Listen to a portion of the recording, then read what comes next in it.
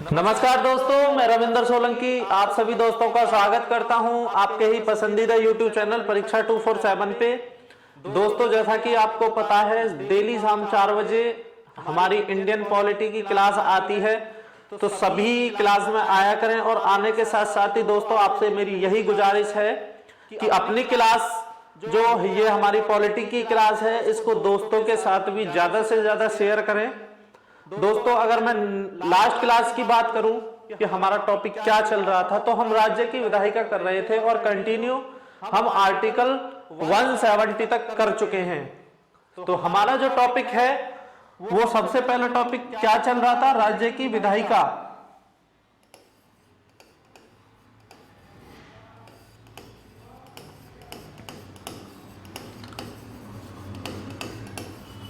राज्य की विधायिका हमारा टॉपिक चल रहा था और अनुच्छेद 170 तक इसे हम कंटिन्यू कर चुके हैं। और हम अब नेक्स्ट आगे बात करेंगे आर्टिकल 171 की, अनुच्छेद 171 की। अनुच्छेद 171 में दोस्तों क्या दिया गया है? अनुच्छेद जो 171 है दोस्तों, उसमें क्या है? विधान परिषद की संरचना। विधान परिषद की संरचना दी गई है 171 में। विधान परिषद की संरचना करनी होती है हमें किसमें? 171 में।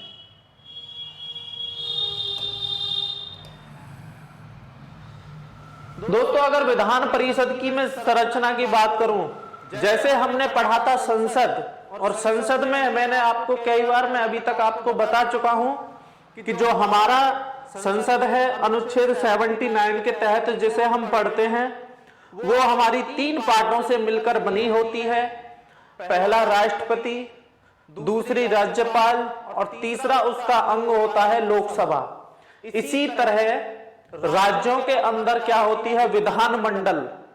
विधानमंडल 3 पार्टों से मिलकर बनी होती है। राज्यपाल, जो कि हम पिछली क्लास में कंटिन्यू कर चुके हैं। राज्यपाल के बाद विधानसभा, और विधानसभा के बाद क्या है? विधान परिषद, जिसे आज हम करने वाले हैं। और अगर मैं विधान परिषद की दोस्तों बात करूं, तो यह विधानमंडल का उच्च सदन होती है।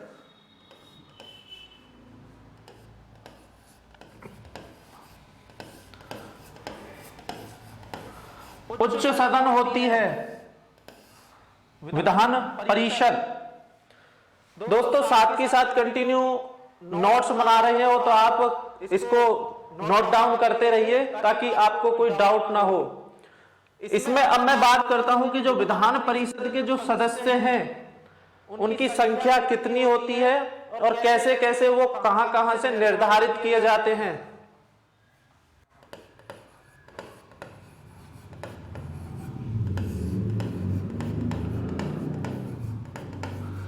विधान परिषद सदस्यों की संख्या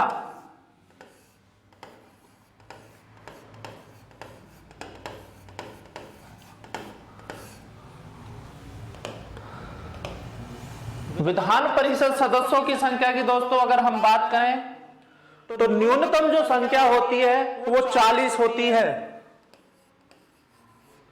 न्यूनतम संख्या जो होती है, न्यूनतम होती है 40। कई बार एग्जामों में पूछ लिया जाता है कि विधान परिषद की जो सदस्यों की न्यूनतम संख्या होती है वो कितनी होती है, और अधिकतम की अगर बात करें तो 1/3 होती है। समझ लेना, 1/3 होती है विधानसभा सदस्यों का।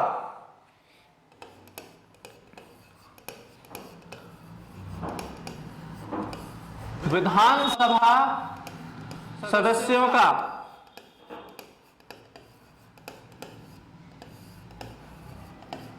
दोस्तों ये होती है क्या? अधिकतम। ये होती है अधिकतम और न्यूनतम 40। दूसरा, 1/3 सदस्य होते हैं दोस्तों, 1/3 सदस्य दोस्तों वो चुनकर आते हैं कहां से? नगर पालिका से। नगर पालिका से।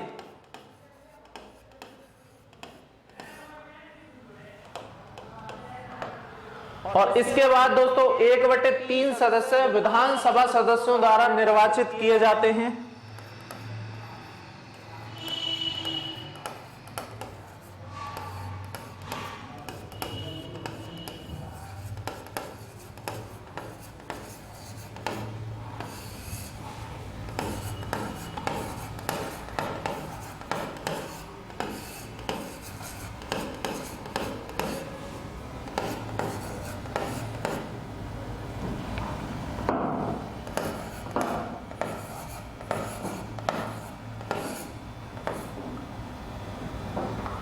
एक बटे तीन सदस्य विधानसभाओं के सदस्यों द्वारा निर्वाचित किए जाते हैं।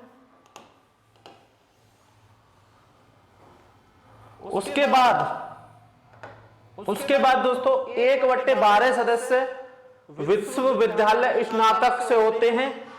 1/12 सदस्य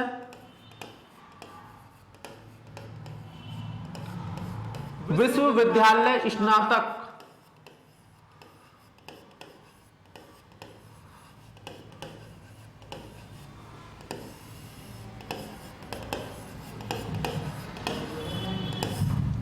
उसके बाद 1/12 सदस्य ही दोस्तों सीनियर सेकेंडरी स्कूल टीचर्स से होते हैं।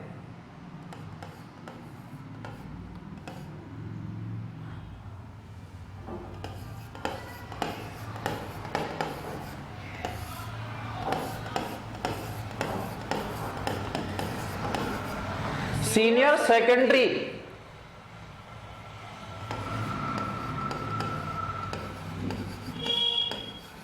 स्कूल टीचर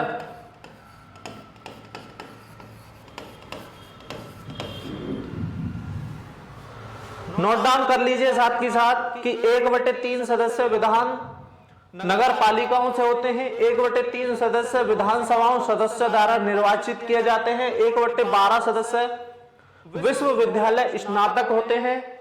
और दोस्तों 1/12 सदस्य सीनियर सेकेंडरी स्कूल टीचर्स होते हैं। और 1/, बाद में बचते हैं 1/6 सदस्य वो राज्यपाल के द्वारा नियुक्त किए जाते हैं।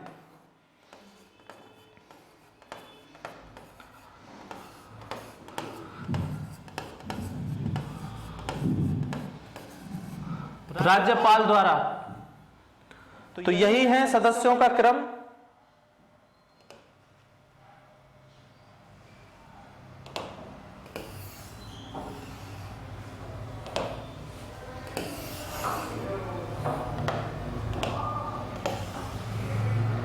एक 1/6 सदस्य दोस्तों राज्यपाल के द्वारा। अब बात करते हैं हम नेक्स्ट आर्टिकल की। और नेक्स्ट आर्टिकल है हमारा दोस्तों 173 अनुच्छेद 173।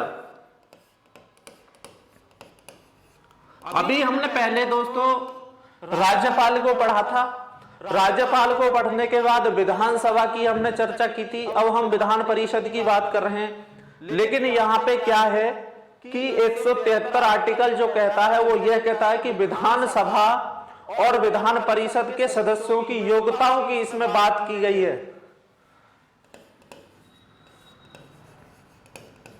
विधानसभा और विधान परिषद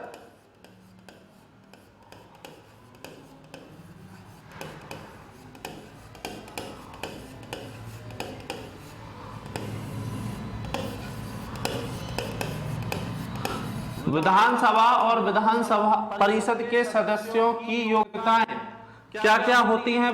योग्यताओं में मैं बात करता हूं अभी। दोस्तों सबसे पहले आप जानते ही हैं क्या होता है कि जो ये सदस्य होते हैं क्या कि वह भारत के नागरिक होने चाहिए।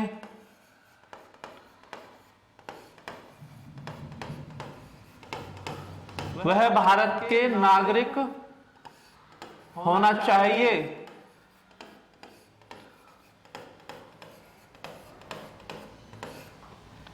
दोस्तों MLA मैंने कल बात की थी MLA, member of legislative assembly, जो विधानसभा के सदस्य होते हैं उन्हें बोला जाता है। और आज मैं आपसे बात करूंगा कि विधान परिषद के जो सदस्य होते हैं उन्हें क्या बोला जाता है। तो सबसे पहले हम यह समझेंगे कि जो एमएलए होते हैं उनकी उम्र लगभग कितनी होनी चाहिए। देखो, एमएलए के लिए उम्र होनी चाहिए 25 ईयर, और एमएलसी की अगर बात करें, एमएलसी जिन्हें बोला जाता है, एमएलसी किसको बोला जाता है? एमएलसी बोला जाता है विधान परिषद के सदस्यों को। एमएलसी, इनके लिए उम्र होनी चाहिए 30 वर्ष। कल भी मैंने आपसे चर्चा की थी, आज मैं एक बार फिर आपसे चर्चा कर रहा हूं। कई बार एग्जामों में पूछा गया है एमएलए की फुल फॉर्म क्या होती है, और साथ ही साथ कभी कभी एमएलसी की फुल फॉर्म भी पूछ लेता है। मैंने एमएलए की कल आपको फुल फॉर्म बताई थी, मेंबर ऑफ लेजिस्लेटिव असेंबली। उसी के तहत अगर हम बात करें एमएलसी की फुल फॉर्म की, तो एमएलसी की फुल फॉर्म जो होती है दोस्तों, वो होती है member of legislative council, member of legislative council.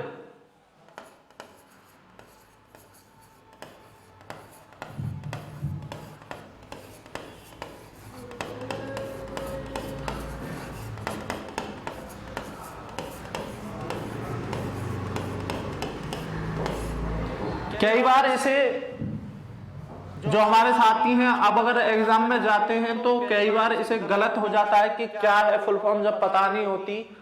तो इसीलिए मैं आपको बता रहा हूं, दोनों की जो पूर्ण रूप है, जो स्पेलिंग है, इनका पूरा याद कर लेना, इसमें कोई दिक्कत नहीं है। मेंबर ऑफ लेजिस्लेटिव असेंबली, या बोले हमारी भाषा में क्या बोलते हैं, विधायक। विधायकों को कहा जाता है मेंबर ऑफ लेजिस्लेटिव असेंबली, और विधान परिषद के जो सदस्य होते हैं उन्हें बोला जाता है MLC, member of legislative council.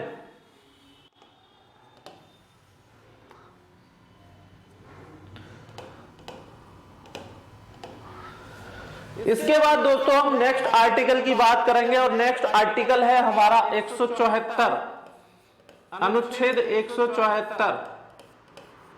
174 में दोस्तों क्या दिया है?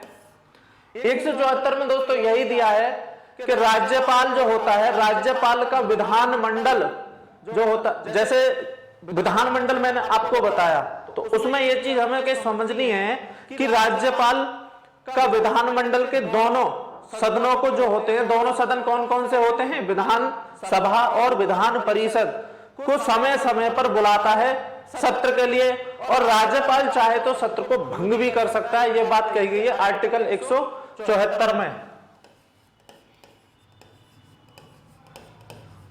राज्यपाल का विधानमंडल, राज्यपाल का विधानमंडल में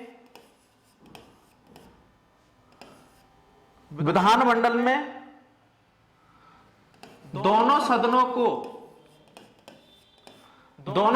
को समय समय पर सत्र के लिए बुलाना।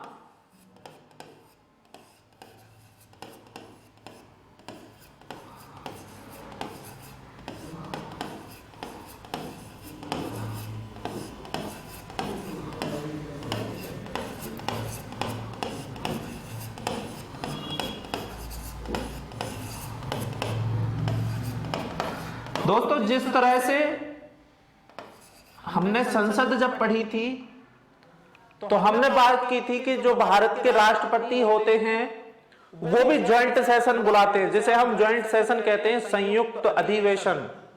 वो भी वहां बुलाते हैं दोनों सदनों को समय समय पे।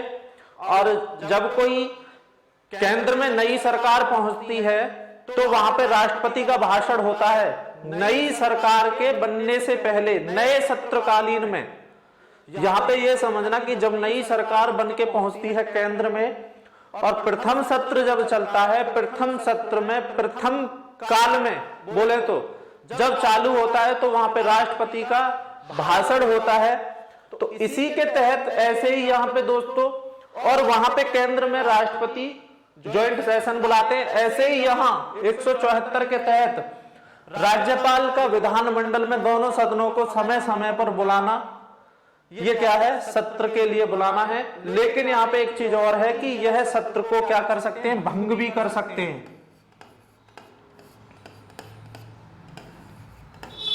सत्र को राज्यपाल भंग भी कर सकता है।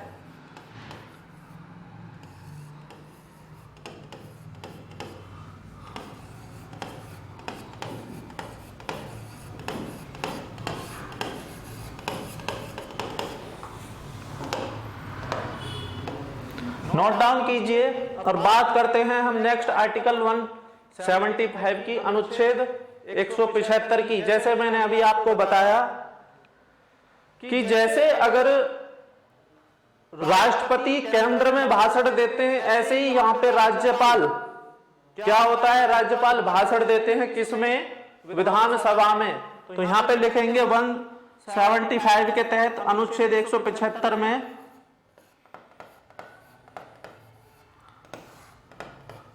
राज्यपाल का विधानसभा में अभिभाषण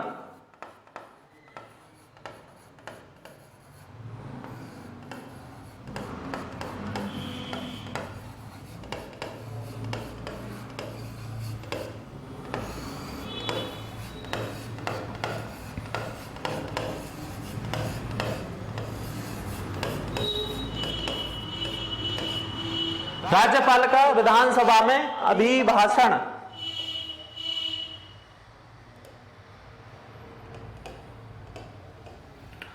कंटिन्यू कीजिए। नेक्स्ट अनुच्छेद 176,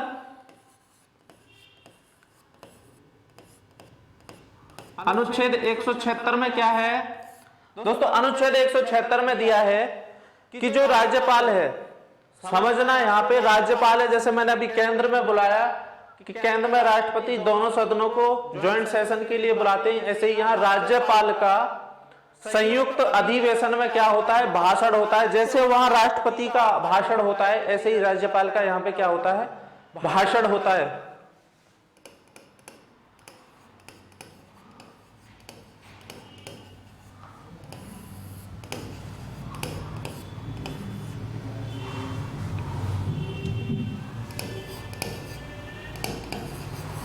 राज्यपाल का संयुक्त अधिवेशन में भाषण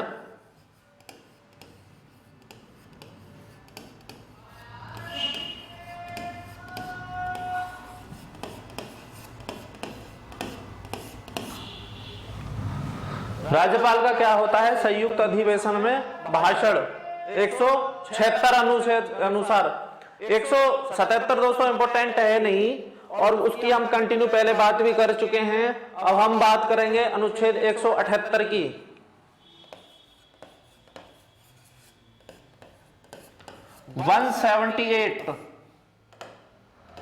दोस्तों 178 क्या है, 178 यही है दोस्तों कि विधानसभा का एक अध्यक्ष एवं क्या उपाध्यक्ष होगा।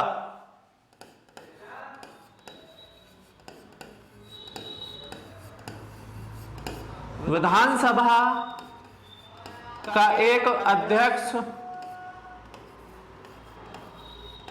विधानसभा का एक अध्यक्ष एवं उपाध्यक्ष होगा।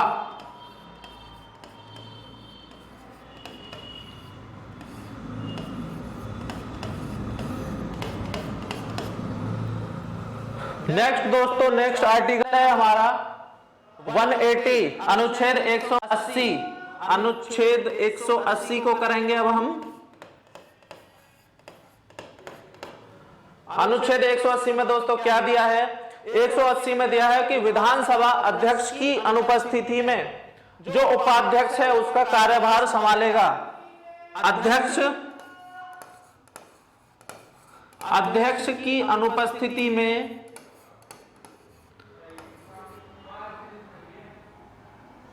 अध्यक्ष की अनुपस्थिति में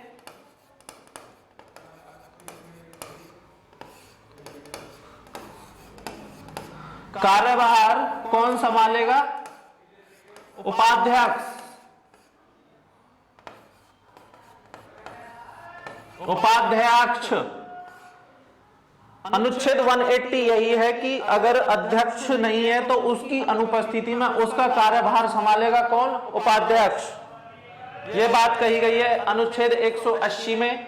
और अब नेक्स्ट बात करते हैं हम दोस्तों, बीच में कुछ इंपॉर्टेंट आर्टिकल है नहीं और हम बात कर रहे हैं एग्जाम से रिलेटेड सभी जो मोस्ट पॉइंट हैं आर्टिकल्स में। तो हमारा नेक्स्ट आर्टिकल है अनुच्छेद 100, हम बात करेंगे अनुच्छेद 189 की, सीधा पहुंचेंगे 189 पे।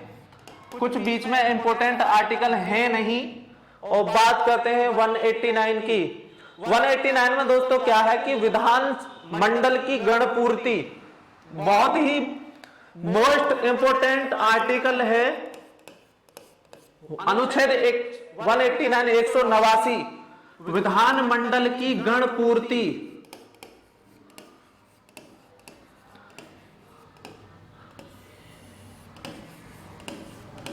विधान मंडल की गणपूर्ति, इसमें क्या है दोस्तों? अब आप सोच रहे होंगे कि विधानमंडल की गणपूर्ति क्या है। जब मैंने संसद में आपको पढ़ाया था तो वहां भी मैंने पढ़ाया था कि संसद की गणपूर्ति, ऐसे ही यहां पे संसद की नहीं मैंने वहां पढ़ाया था जैसे लोकसभा या राज्यसभा में गणपूर्ति होनी चाहिए। ऐसे ही क्या है विधानमंडल की गणपूर्ति हम 189 के तहत पढ़ते हैं। तो इसमें हमें क्या होता है कि यदि अगर हमें सत्र चलाना है, सत्र चल रहा है, सत्र चलाने के लिए हमें कम से कम 1/10 सदस्यों की जरूरत पड़ती है सत्र चलाने के लिए। तो इसी को क्या कहा गया है? विधानमंडल की गणपूर्ति। कि अगर कोई सत्र चल रहा है तो उसमें 1/10 सदस्य मौजूद होने अनिवार्य हैं, तभी क्या होगा? विधानमंडल चलेगा। नोट कीजिए। और नेक्स्ट हमारा आर्टिकल है दोस्तों आर्टिकल 200 की अब हम बात करेंगे।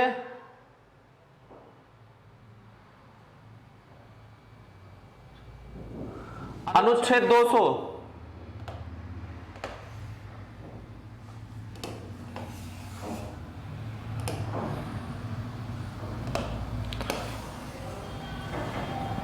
अनुच्छेद 200 में दोस्तों यही है कि अगर राज्यपाल चाहे, पहले लिख लेते हैं अनुच्छेद 200,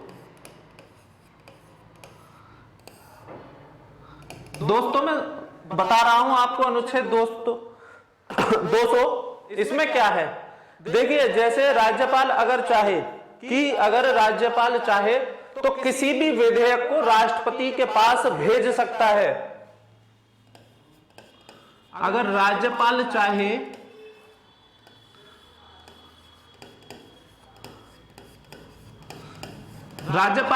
तो किसी भी विधेयक को राष्ट्रपति के पास भेज सकता है।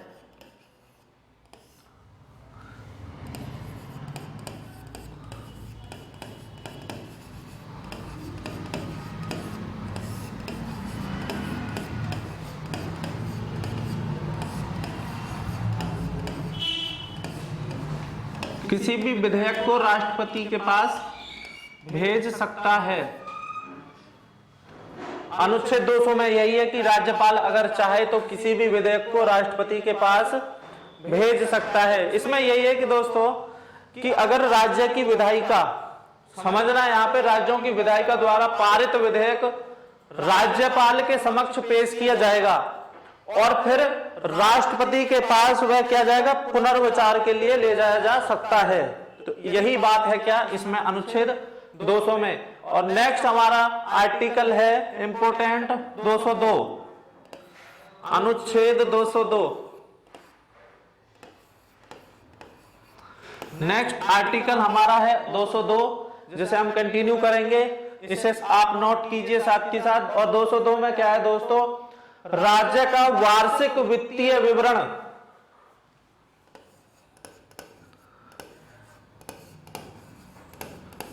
राज्य का वार्षिक वित्तीय विवरण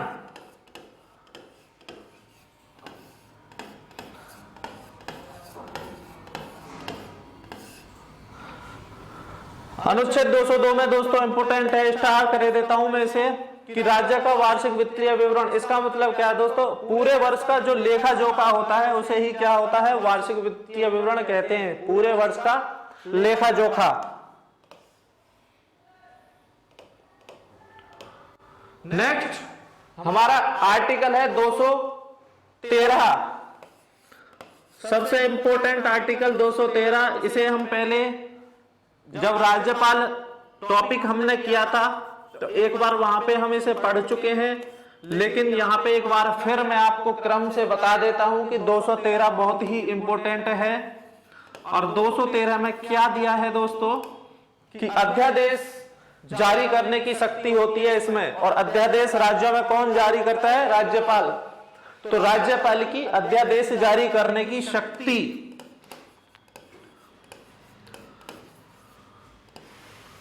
राज्यपाल की अध्यादेश जारी करने की शक्ति।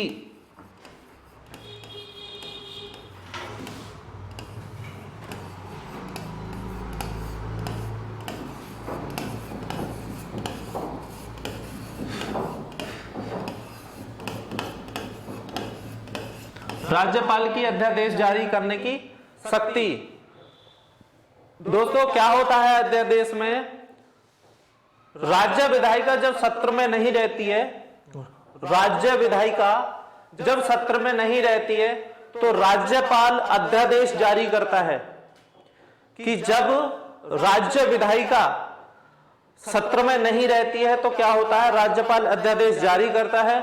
यह केवल एक बात और है कि जो अध्यादेश होता है यह केवल और केवल विधानसभा में पास होना अनिवार्य है। दोस्तों आज की हमारी क्लास यही है, और मिलते हैं आपको हम नेक्स्ट क्लास में। तब तक के लिए थैंक यू फॉर वॉचिंग। जय हिंद, वंदे मातरम।